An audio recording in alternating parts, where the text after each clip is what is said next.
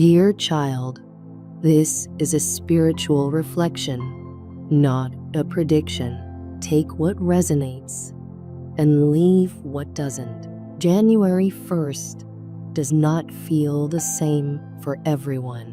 While the world talks about fireworks, celebrations, new goals, and fresh beginnings, some hearts experience something very different. For some, the new year begins quietly, heavily, and with emotions they didn't expect to feel again. This does not mean something is wrong with you or your path. It means something hidden is finally becoming clear. For people connected to your past, especially your ex and a karmic connection, January may first hold a moment of truth they have been avoiding for a long time. They may believe they are moving forward. They may believe they are doing something bold, final, or decisive.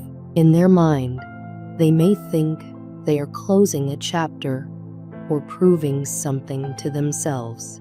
But what they don't yet see is that the action they are planning will not bring peace.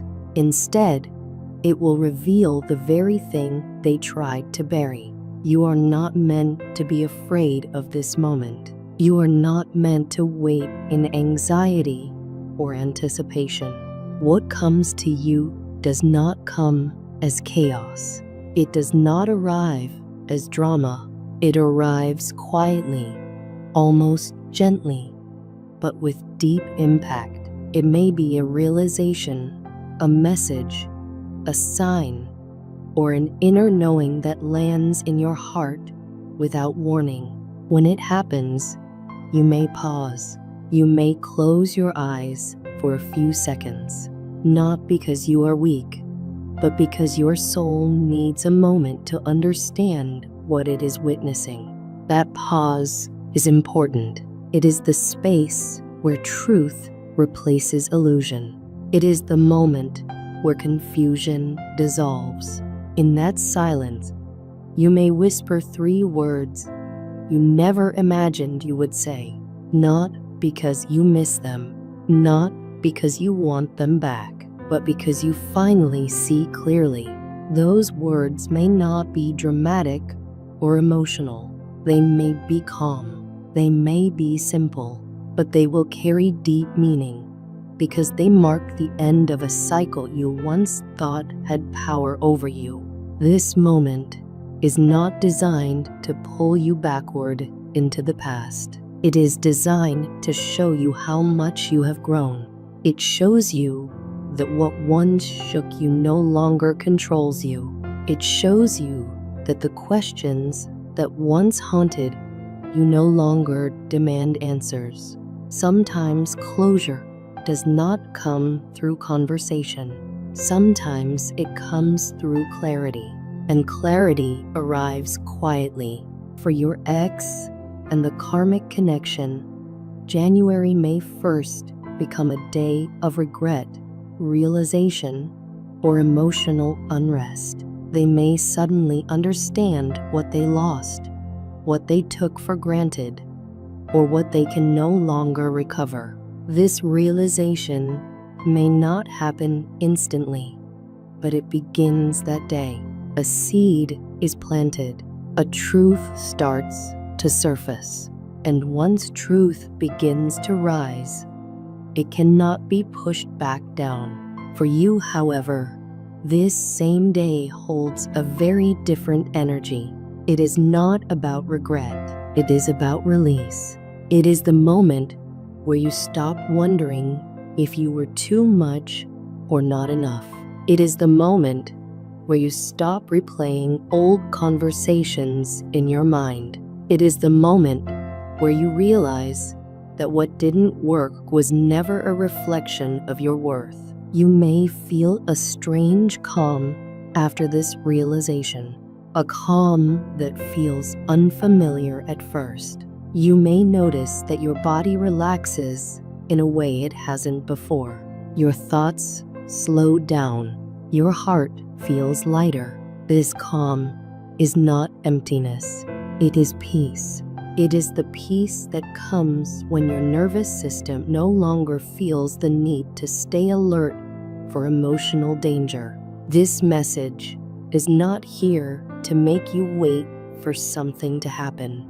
It is here to remind you that your life is not paused by anyone else's decisions. What they are doing, planning, or choosing does not define your future. Their confusion does not delay your blessings. Their actions do not cancel your healing. If something reaches you on January 1st, let it move through you without gripping you. You do not need to react loudly.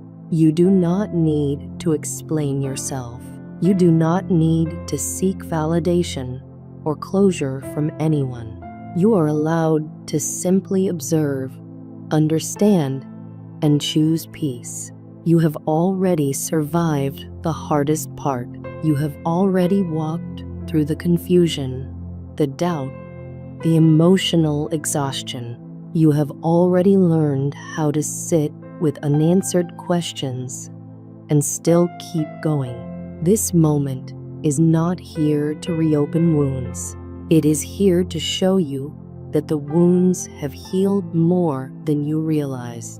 Sometimes the beginning of a new year is not about adding something new. Sometimes it is about finally letting something go. Sometimes it is about recognizing that a chapter ended a long time ago, even if your heart needed time to catch up. You may notice that after this moment, your thoughts about them feel different, less emotional, less charged, more neutral. This is not indifference.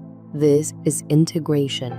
It means your soul has learned the lesson and no longer needs the experience to repeat itself.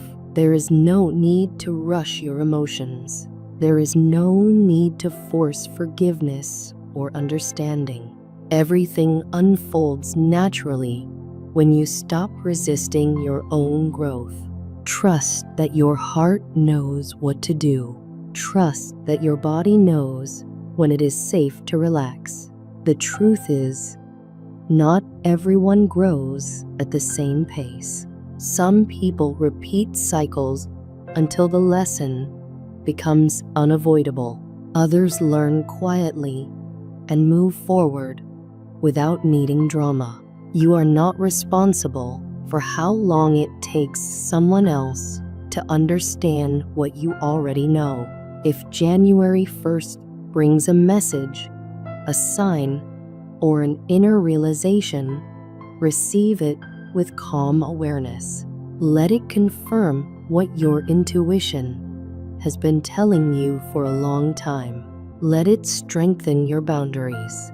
Let it deepen your self-trust. This moment does not ask you to return to the past. It asks you to honor how far you have come. It asks you to choose yourself without guilt. It asks you to step into the new year lighter, clearer, and more grounded. And if those 3 words leave your lips, let them be a quiet declaration of freedom. Let them mark the moment you stopped carrying what was never yours to hold forever. Let them remind you that clarity is the real new beginning, because clarity does not shout. It does not demand attention. It simply arrives, settles into your spirit, and stays. And once clarity lives within you, nothing outside of you has the power to shake what you already know. You are not behind. You are not late. You are exactly where you need to be. And as the new year begins, you are not stepping into uncertainty. You are stepping into understanding. The message begins by reminding you of something your heart may have forgotten during long nights of survival. The first day of the new year was never designed to harm you. January 1st was never written as a day of collapse, loss, or punishment over your life.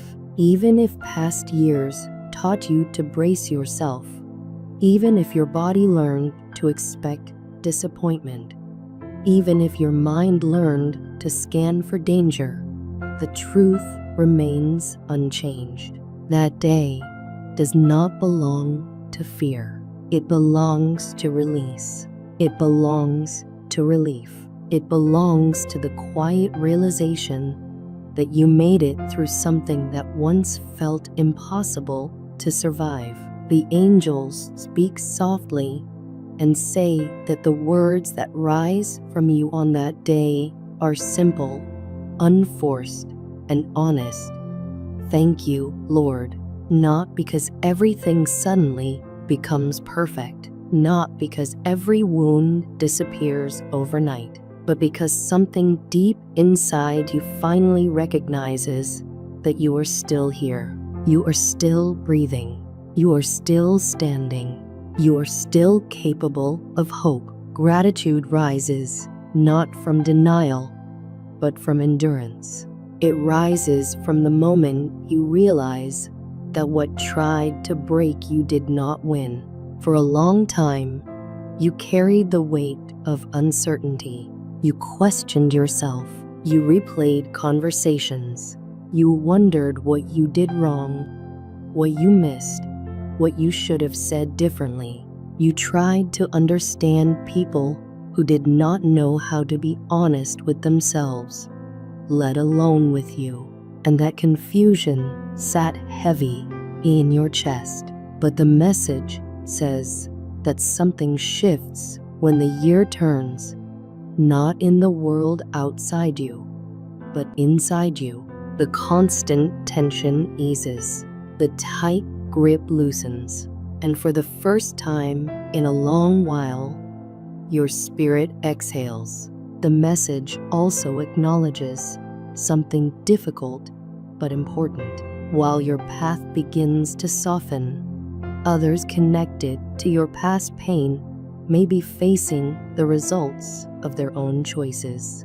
The people involved in emotional imbalance, confusion, secrecy, or harm may experience separation or endings.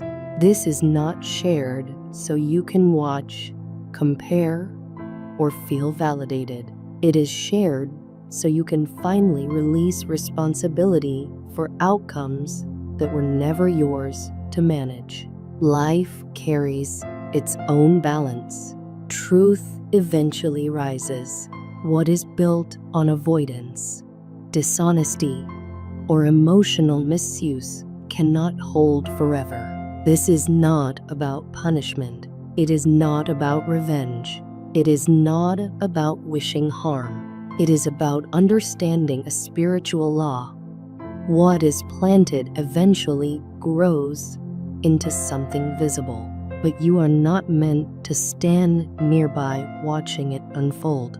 You are not meant to carry their consequences in your body. You are not meant to drag their lessons into your future. Their healing is their work. Their awakening is their path. Their collapse or clarity is their responsibility. And you are finally allowed to put that down. You are invited to close that chapter gently, not with bitterness, not with anger, but with acceptance. Acceptance does not mean approval. It means release.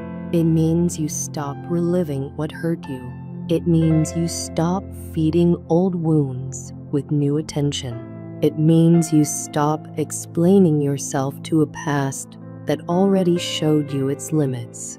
You are allowed to let it end without closure, without justice as you imagined it, without apologies that may never come. Peace does not require agreement from the past. It requires permission from the present. Your chapter is changing, quietly and steadily. The energy of 2026 does not arrive with chaos or force.